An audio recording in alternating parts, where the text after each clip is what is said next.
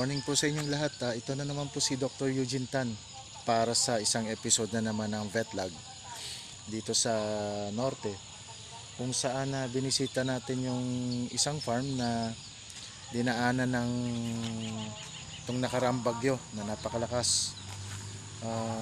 Ito po, kung makikita nyo, yan po, may mga nakatumbang mga puno, ang kalat ng paligid ng farm namin.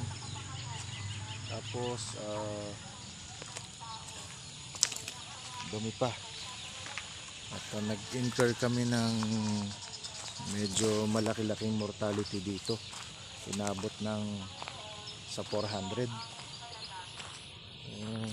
Itong farm namin madilim talaga to, pero ngayon lumiwanag na gawa ng nagtumbahan ng mga puno yung puno doon yun, tapos yung punong to nakaharang na sa daan. Ito daanan to, main road papunta doon sa ibang mga building. Mabuti na lang yung ibang building hindi naman siya nasira. Buo pa yung mga bubong natin, no? Buo pa yung mga bubong namin. At ito yung mga sisiw. So nagkakaroon tayo ng evaluation kung kamusta yung mga sisiw. So far naman ayos naman. Ayan, medyo malalakas naman yung mga sisiw natin, kaya salamat din sa Diyos at binigyan kami ng pagkakataon na mapaghandaan yung bagyong dumating. Kasi ang problema ngayon namin dito, wala kaming power source, so walang mga kuryente, generator lang to pinapagana namin. Hopefully maikabit na rin pagbalik. Ayan.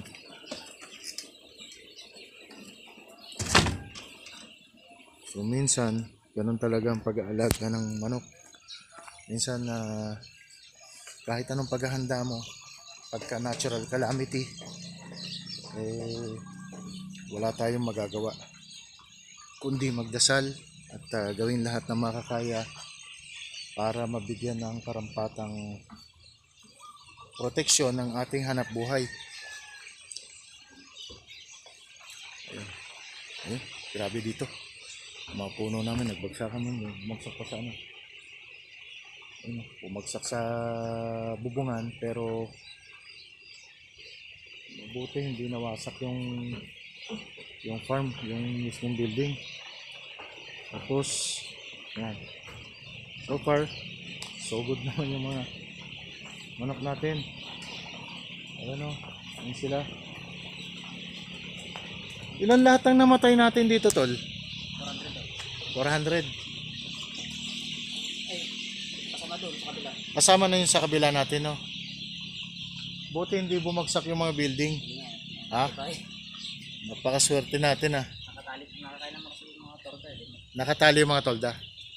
Pero nung bumagyo, hindi... Malakas pa rin, naalis din. Eh, doon nagkampi. Anong pangalan ng bagyo natin?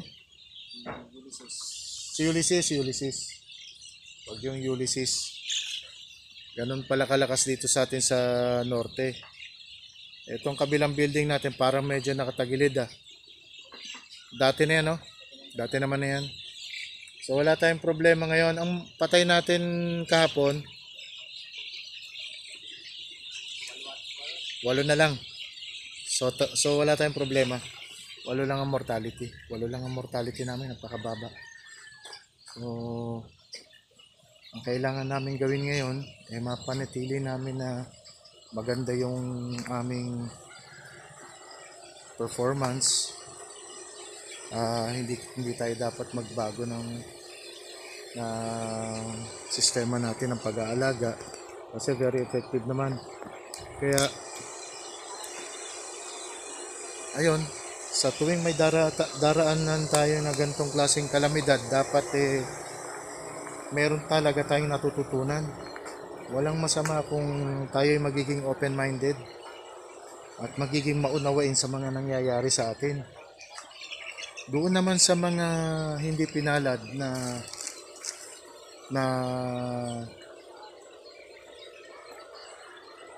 na mailigtas ang kanilang mga... Walang daanan dito? Ang daan?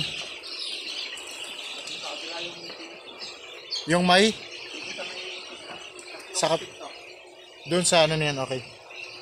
Doon naman sa mga hindi pinalad at ang building ay mga bumagsak, nasira, nawalan ng kabuhayan. Huwag po kayo mawalan ng pag-asa. At ang Panginoon naman natin ay laging nandyan para gabayan tayo at tulungan tayo na makaahon ulit at makapagsimula. So maghintay lamang kayo at huwag kayong mawawalan ng pag-asa. Ngayon, kung tayo naman katulad to, pinalad tayo, huwag din tayong pakampante. Alam natin na yung puno na tagal-tagal na ay kayang pabagsakin ng bagyo. Ito pa kayong mga lumang building na ang mga ginamit sa pagtatayo siyempre yung mga materialis na medyo mura, no? Medyo light materials yung iba.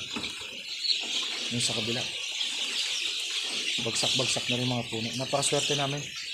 Salamat sa Diyos at kami pinalad na meron pa rin kaming RTL na maaasahan. So ngayon, ito, nagpapakain na. At mukhang okay naman ang lahat. So, yun po, ang wish ko po sa inyo ay makabangon po kayong muli doon sa mga naapektuhan ng matindi. At doon naman sa mga hindi, magpasalamat tayo sa ating Panginoon. So, maraming salamat po sa inyo. God bless po.